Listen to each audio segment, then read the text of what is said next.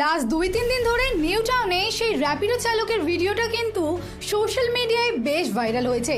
আপনারা নিশ্চয়ই শুনেছেন, বুকিং ক্যান্সেল হওয়ার পর নিজের তেলের পয়সার সময় দাম চাওয়ায় এক খেটে খাওয়া চালককে রাস্তায় দাঁড়িয়ে অকথ্য ভাষায় গালিগালাজ করলেন এক মহিলা যাত্রী।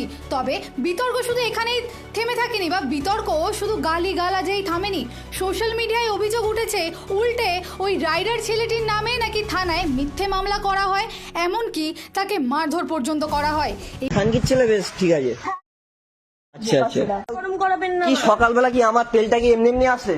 আরে আপনি বলুন, ক্যান্সেলটা তাহলে দুটো করে গাড়ি বুক করবেন কেন? একটা কনফার্ম হয়ে গেলে বাবা আমার যেখানে সুবিধা হবে সেটাই করব না। যেখানে সুবিধা। আপনাকে আরে কৈফিয়ত দেব। অবশ্যই, তাহলে দুটো করে গাড়ি আনাচ্ছেন কেন? আপনি না একটা ক্যান্সেল করে দিন, যখন দুটো রাইড ধরে। ক্যান্সেলটা করে দিয়েছি আপনি। আরে আমি তো লোকেশনে ঢুকলাম, তখন তো করলেন ক্যান্সেল। জানেন ভাই এক থাপ্পড় মারবো। তারপরে যাই না তারপরে কি হয়েছে? আরে ম্যাডাম শুনুন, দুটো গাড়ি বুক কি করুন। হয়েছে? তোর এখানে আছে? তোর এখানে আছে? কি আছে? তোর অ্যাপে আছে? আমার অ্যাপ আছে, আমি ক্যান্সেল করেছি, হ্যাঁ কি না?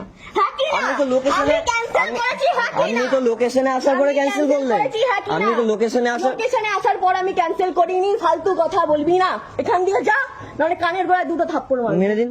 এই ঘটনাকে কেন্দ্র করে এখন সোশ্যাল মিডিয়ায় উঠছে এক ঝাঁক প্রশ্ন, রীতিমতো শোরগোল পড়ে গেছে।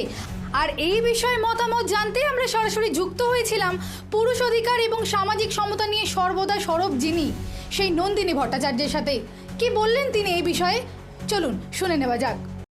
জানেন, মানে দেখেছেন এখানে মানে মেয়েটি দুটো রাইডার একসঙ্গে বুক করে। মানে একটা rider- হ্যাঁ, ওই ব্যাপারটা এবার পুরো যে ঘটনাটা ঘটেছে, সেখানে একটা ছেলে সে কষ্ট করে তেল খরচ করে এসছে, তাকে উল্টে তো ক্ষমা তো চাওয়া হলো না, উল্টে তাকে ভুলভাল কথা বলালো, অকথ্য ভাষায় মেয়েটি গালিগালাজ করলো। এই পুরো বিষয়টাকে আপনি কিভাবে দেখছেন? না, এরকম তো হতেই চলেছে, এটা তো নতুন ঘটেনি, এর আগেও তো বহুবার ঘটেছে তো এর আগে, এটা তো নতুন নয়। মেয়েরা তাদের হাতে কিছু আইন পেয়ে, বহু মেয়ে, সব মেয়ে বলবো না, যথেচ্ছ ভাষায় এরকম কাজকর্ম করে চলেছেন। আমাদের দেশ একদিন বুঝতে পারবেন যে এই যে প্রচুর আইন, প্রচুর সুবিধে মেয়েদের হাতে তুলে দিয়ে কিছু মেয়ে তার অপব্যবহার এমন ভাবে করছে যাতে অনেক মেয়েকেও আবার তার জন্য নাকাল হতে হয়। আপনাদের যেটা লেটেস্ট খবর হয়তো জানেন না, মেয়েটি তো চাকরি গেছে, মেয়েটি তো আচ্ছা। নোভেস্টা গ্রুপে ছিলেন। হ্যাঁ, তো নোভেস্টা গ্রুপ থেকে ওনাকে তো মানে করা হয়েছে, চাকরি ওনার চলে গেছে। তো এইভাবে কি হয় জানো তো, আরো বহু ভালো মেয়ে অনেক থাকেন যারা হয়তো এগুলোর মধ্যে তখন ট্র্যাপে পড়ে যায়। তাদের সঙ্গে হয়তো খারাপটা হলেও তাদের কথা কেউ বিশ্বাস করেন না। আমি কিন্তু বারবার এটাই বলতে চাইছি, এই সমস্ত মেয়েরা যারা নিজেদেরকে মনে করেন অত্যন্ত প্রগতিশীল, রাস্তায় বেরিয়ে সবাইকে এরা কিন্তু শুধু পুরুষ মানুষকে নয়, এরা অনেক মহিলাকেও অকথ্য ভাষায় গালিগালাজ করেন। এদের কিছুরই কোনো খেয়াল নেই, এরা নিজেদের ভীষণ একটা মডার্ন মনে করতে থাকেন, যা খুশি তাই বলার স্বাধীনতা মনে করেন অর্জন করেছেন, কাউকেই সম্মান করেন না। ট্রেন্ড হয়ে যাচ্ছে। হ্যাঁ, কাউকে সম্মানও করেন না এরা, এদের কোনো বেসিক শিক্ষা দীক্ষা বলে কিছু নেই। তার ফলাফল আজকে আমাদের তো দিতেই হবে। আর এরা কতগুলো আইন নিজেদের সপক্ষে আছে বলে, এবং রাস্তায় একজন মহিলা চিৎকার করলে সবাই তাকে ঠিক মনে করেন বলে এরা এই সুযোগ নিচ্ছেন।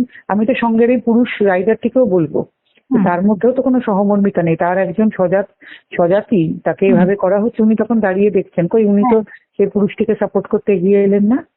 একজন মেয়ে হলে কিন্তু এগিয়ে আসতো, হ্যাঁ, তখন হয়তো অনেক কিছু। উনি এলেন না, তো ওনার তো কর্তব্য ছিল। আর বিশেষ করে উনিও একজন রাইডার, তো কই উনি তো এই ছেলেটির সপক্ষে একটিও কথা বললেন না। শুধু মেয়েটিকে দোষ দিয়ে কি হবে? মেয়েটিকে থামানো ওই সময়। না, থামানো শুধু নয়, এই এনার পক্ষে দাঁড়ানো উচিত ছিল যে আপনি কি করে, উনি তখন ভাবছেন যদি আমার রাইডটা ক্যান্সেল হয়ে যায় আমার পয়সাটা রোজগার হবে না। এই জায়গাটাই তো সবকিছু গন্ডগোল হয়ে যাচ্ছে না। হ্যাঁ, নিজের কথা ভাবতে গিয়ে তখন আর কারোর কথা আমরা ভাবছি না, সেটাই সমস্যা হয়ে যায়। তবে সোশ্যাল মিডিয়ায় শুধু কোনো মানে পুরুষ বলে না, অনেক মহিলারাও এই বিষয়টি নিয়ে মানে হ্যাঁ, এটা খুব আনন্দ। আমি তো বলি যে এটা ভালো লাগছে দেখে, আজকে এত বছর বাদে এরকম অন্যায় দেখলে মহিলারাও গলা তুলছেন। আবার সেখানে দেখুন পাশাপাশি একজন পুরুষটির পাশে দাঁড়ালেন না, হ্যাঁ, এর থেকে লজ্জার আর কিছু নেই, তাই না? হ্যাঁ, সেটাই। তো এবার ব্যাপার হলো যে এই যে সবসময় মেয়েরা ওই ভিকটিম কার্ড প্লে করছে, এখানে মেয়েদের সবসময় মেয়েরাই বলে মেয়েরা আমাদের বলবেন না, কিছু মেয়ে, সব মেয়ে হ্যাঁ, কিছু নিশ্চয়ই মেয়ে। করেন না। হ্যাঁ, কিছু মেয়ে ভিকটিম কার্ড প্লে করে, আমাদেরকে কোনো রাইটস দেওয়া হয় না, সমান অধিকার আমরা পাই না। সমান অধিকার চাইলে তো তাহলে সেরকম ভাবে চলতে হবে। সমান অধিকার কাকে বলে? যে আমি অসুবিধায় পড়লেই ভিকটিম কার্ড প্লে করবো, কখনো আমি অবলা একদম। কখনো আমি সবলা, তাহলে তো হবে না। না, সমান অধিকারের জন্য তো সেরকম ভাবে নিজেকে তৈরিও করতে হবে, তাই না? আমি সংরক্ষণও চাইবো, আবার সমান অধিকারও চাইবো, দুটো তো একসঙ্গে হবে না ভাই। একটা সেটা তো রাস্তা হ্যাঁ, বেছে তখন নিতে হবে, হ্যাঁ। একটা রাস্তা বাঁচতে হবে। কি মনে হচ্ছে এই যে ঘটনাটা ঘটলো এরপরে কি এই বিষয়গুলো কমবে কিছুটা হলে? এতটুকুও কমবে না, আবারও হবে। কারোর তো লজ্জা নেই আসলে, নারী পুরুষ নির্বিশেষে।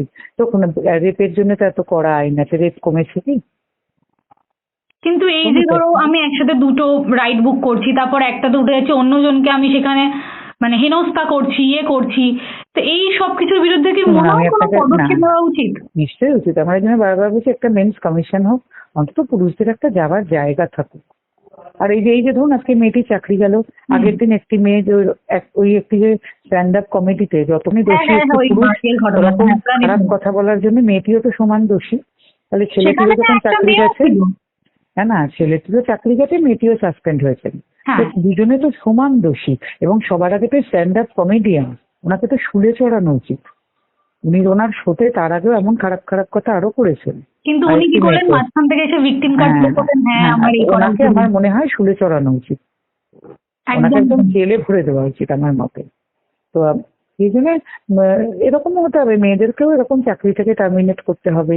ছেলেদের তো এরকম, ছেলেদেরকে তো করাই উচিত, এরকম মেয়েদেরকেও করতে হবে। তবে মেয়েরা, কারণ আজকের দিনে তো একটি চাকরির অসীম মানে কি বলবো, ধরুন একটি চাকরি চলে যাওয়া তো কম কথা না। তো একটা কোনো ছেলে কিনে কোনো খারাপ মন্তব্য করতে পারে না, সেরকম একজন ছেলেও পারে না। কেউ তো পারে না, সমান দোষী। কেউ এরকম ধরনের কেউ পারেন না করতে। এবং একই দোষে সবারই সমান শাস্তি হওয়া উচিত, হ্যাঁ, নারী একদম। পুরুষ নির্বিশেষে।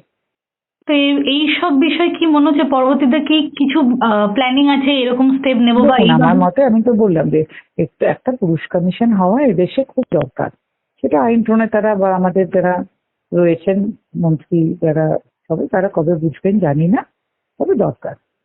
তবে হ্যাঁ, কিছু জনকে এগিয়ে তো আসতেই হবে, না তো কোনো নিশ্চয়ই, নাহলে তো হবে না। না, সরকারকেও যেমন এগিয়ে আসতে হবে, তেমন আমাদের আশেপাশের যারা আছে মহিলা পুরুষ নির্বিশেষে সবাইকে সবার এগিয়ে রাইটের আসতে জন্য হবে। সবাইকে এগিয়ে আসতে হবে। নিশ্চয়ই সবাইকে এগুলি এগোতে হবে। অন্যায় বা অভদ্রতার যে কোনো জেন্ডার হয় না, নিউ টাউনের এই ঘটনাটি বোধহয় আমাদের সেটাই চোখে আঙ্গুল দিয়ে দেখিয়ে দিল। তবে সব থেকে আশার আলো এটাই যে আজকের দিনে দাঁড়িয়েও অন্যায়ের বিরুদ্ধে কিন্তু শুধু পুরুষরা নন, মহিলারাও সমানভাবে গর্জে উঠছেন। একটা সুস্থ সমাজ গড়ে তুলতে আপনার কি মনে হয় এই ধরনের দায়িত্বজ্ঞানহীন আচরণ রুখতে কি অ্যাপ সংস্থাগুলোর এবার কঠোর কোনো পদক্ষেপ নেওয়া উচিত? আপনার মতামত কি কমেন্টে জানাতে ভুলবেন না কিন্তু। দিশা দাসের রিপোর্ট, হেডলাইন্স, কলকাতা। আনন্দ আর ভালোবাসার দীপ্তিতে গড়া সমুজ্জ্বল পরমা, ঠিক তোমারই মতো। শ্যাম সুন্দর কোম্পানি জুয়েলার্স, আগরতলা, উদয়পুর, ধর্মনগর, কলকাতা।